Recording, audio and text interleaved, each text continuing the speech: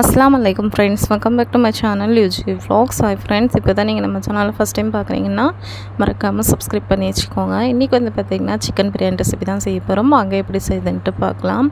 First ஒரு பாத்திரத்தை வச்சுட்டு அதில் வந்து பார்த்திங்கன்னா ஒரு 1/4 லிட்டர் போல் எண்ணெய் வந்து சேர்த்துக்கோங்க. இது 1.5 கிலோக்கான அளவு.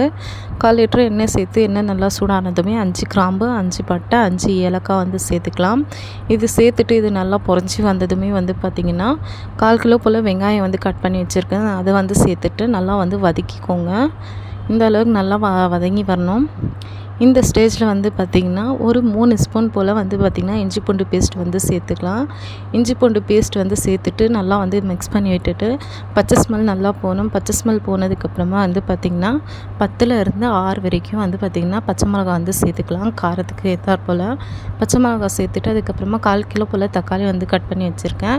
இதையும் வந்து சேர்த்துக்கலாம். இதை நல்லா சேர்த்துட்டு 1.5 கிலோ வந்து பார்த்திங்கன்னா சிக்கன் வந்து எடுத்து வச்சுருக்கேன். சிக்கன் 1.5 கிலோ சேர்த்துடலாம். அதையும் சேர்த்துட்டு இது கூடவே ஒரு கைப்பிடி அளவுக்கு மல்லி இலை, ஒரு கைப்பிடி அளவுக்கு புதினா இலை, இதையும் சேர்த்துட்டு ஒரு டைம் நல்லா மிக்ஸ் பண்ணிக்கோங்க.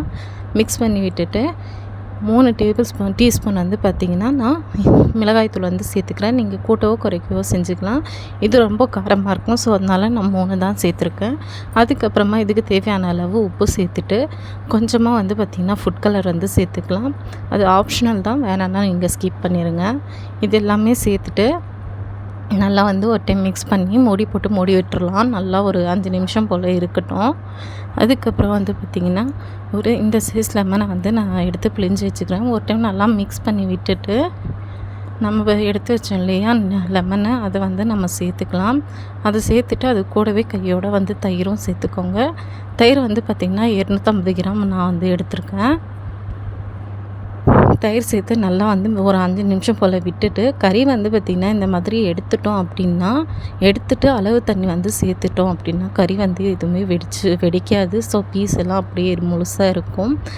இந்த அளவுக்கு நான் எடுத்துகிட்டு 1.5 கிலோ அரிசிக்கு நான் இந்த சொம்பில் வந்து பார்த்திங்கன்னா 3 சொம்பு தண்ணி வந்து சேர்த்துட்டு இந்த தண்ணிக்கு தேவையான அளவு உப்பு வந்து போட்டுட்டு நல்லா இந்த அளவுக்கு கொதி வந்ததுக்கப்புறமா வந்து பார்த்திங்கன்னா 1.5 கிலோ அரிசி வந்து ஊற வச்சுருக்கேன். ஸோ அதையுமே வந்து நான் சேர்த்துக்கிறேன்.